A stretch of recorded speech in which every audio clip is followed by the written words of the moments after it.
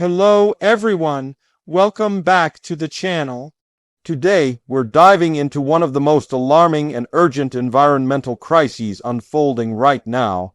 The water collapse in Iran, a situation that experts warn could push nearly 10 million people to the edge of survival. This is not a distant threat or a theoretical problem. It's happening in real time, and the consequences could reshape the country socially, economically, and geographically. In this video, we're going to break down exactly how Iran reached this point, why the water system is failing, what it means for millions of families, and what the future looks like if the situation continues to spiral. Iran has always been a nation shaped by water scarcity, but the difference today is the speed and severity at which resources are collapsing. Climate change, decades of mismanagement, extreme drought, overuse of groundwater, and rapid population growth have all collided at the same moment. Together, these factors are pushing the country toward what environmental analysts call a possible hydrological death spiral. Reservoirs are shrinking, lakes are disappearing, groundwater levels are plunging, and entire regions are reporting water stress levels never seen before. What was once a manageable challenge has now transformed into a full-scale national emergency. One of the most alarming signs of this crisis is the rapid depletion of Iran's groundwater. For decades, wells have been dug deeper and deeper to keep farms alive and cities supplied. But aquifers that took thousands of years to form have been drained in just a few decades. Many regions no longer have any groundwater left to pump. As the water table collapses, the land above begins to sink, creating irreversible subsidence. In places like Tehran, land has sunk by several meters, damaging roads, buildings, pipelines, and water networks. Scientists warn that once an aquifer collapses, it can't be restored. This means much of Iran's hidden water supply is gone forever. Surface water tells an equally devastating story. Rivers that once fed farms and communities have turned into cracked, dry channels. Lake Urmia, once the largest saltwater lake in the Middle East, has shrunk dramatically, destroying ecosystems and driving away residents who depended on the region for fishing or agriculture. Similar patterns are unfolding across the country as lakes, wetlands, and even snow-covered mountains provide less and less reliable water.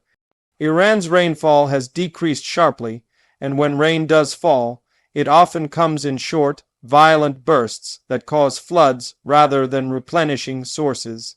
Agriculture is by far the largest consumer of water in Iran, using more than 85% of the country's available supply. But the sector has long relied on inefficient irrigation systems and water-intensive crops that simply don't match Iran's climate reality.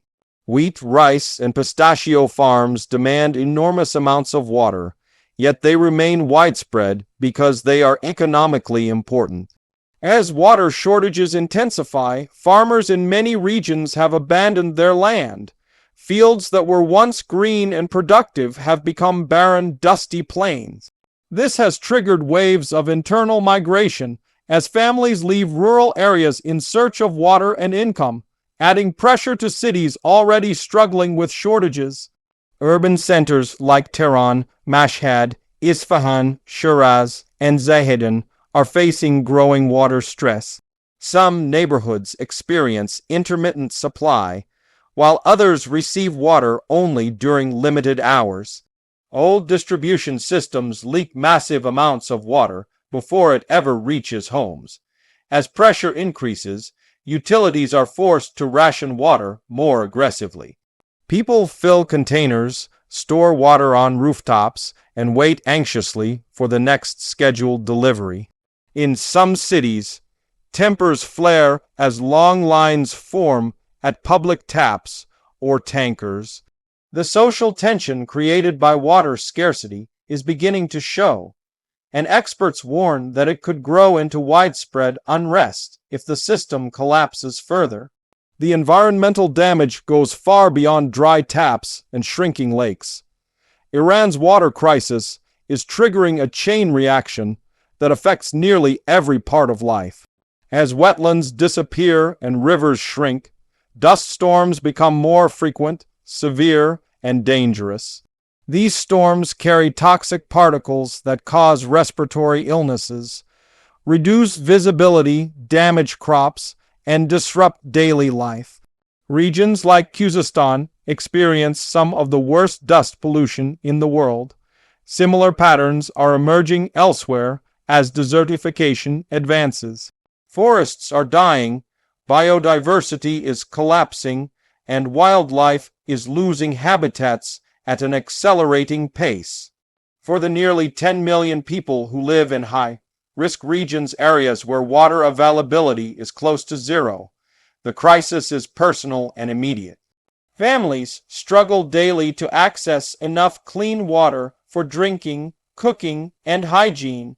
Rural areas, especially in southeastern provinces like Sistan and Balochistan, face the harshest conditions. Children walk long distances to bring water from shared wells. Hospitals struggle to maintain sanitation.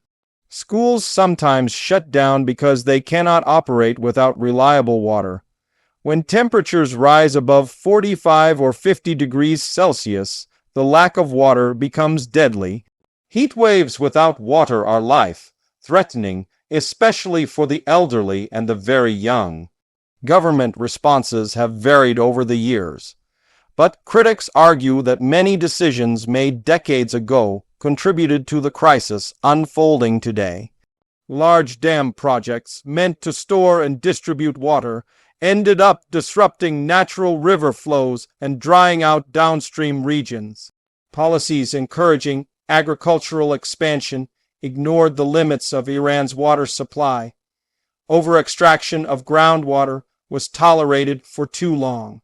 Today, authorities are attempting reforms, shutting down illegal wells, promoting water, saving agriculture, and planning desalination projects along the coast. But solutions require long-term investment and cooperation, and many regions are running out of time. Iran's water crisis isn't just an environmental issue, it's a national security issue. Water scarcity can destabilize regions, trigger migration, weaken the economy, and fuel social unrest. The government must manage not just the physical shortage, but the human consequences. More people competing for less water creates pressure on every institution. If shortages worsen, the situation could spill into protests, clashes, or even regional displacement. Water, in this context, becomes a political force as powerful as any economic or military factor. There is also a growing concern about regional implications. Iran shares some water resources with neighboring countries, and cross-border rivers are drying up on all sides. Competition for dwindling resources could increase tensions, especially in border areas. If millions of people become internally displaced due to water scarcity, the strain on infrastructure and public services could affect the entire region. Experts warn that the Middle East as a whole is entering an era where water will shape alliances, conflicts, and political strategies. Despite the severity of the crisis, Iran still has a chance to avoid the worst-case scenarios. Water experts outline several solutions, though each comes with enormous challenges. Modernizing irrigation systems could save huge amounts of water, but the cost and infrastructure requirements are high. Shifting away from water-intensive crops would help, but it risks disrupting farmers' livelihoods. Desalination could supply coastal regions, but transporting that water inland over long distances is extremely expensive and energy-intensive. Recycling wastewater is another promising option, but it requires advanced treatment systems that many cities lack. Public awareness and behavior change will also play a critical role. Conservation at home may seem like a small contribution, but when millions participate, the impact becomes significant. Businesses and industries need to adopt more efficient practices. Local communities must be included in planning and decision making, especially in rural areas where livelihoods depend directly on water availability. Environmental activists and experts emphasize that Iran must shift from a consumption-driven mindset to one centered on sustainability. Technology could play a transformative role too.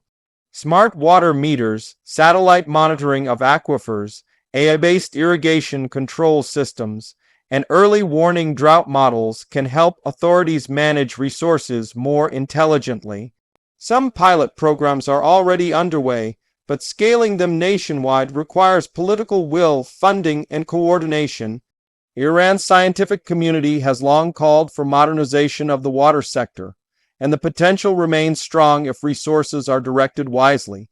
What makes Iran's water crisis so alarming is the speed at which it is accelerating.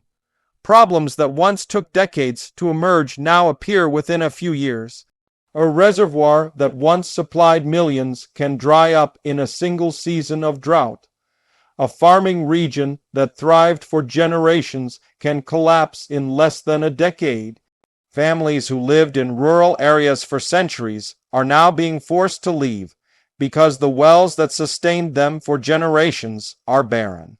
The pace of decline is outstripping the pace of solutions.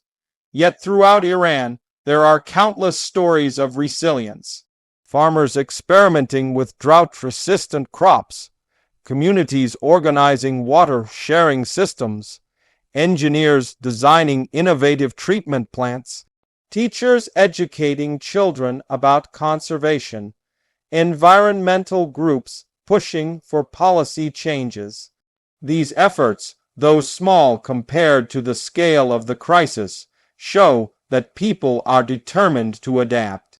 The question is whether adaptation can happen fast enough to avoid disaster for the millions most at risk.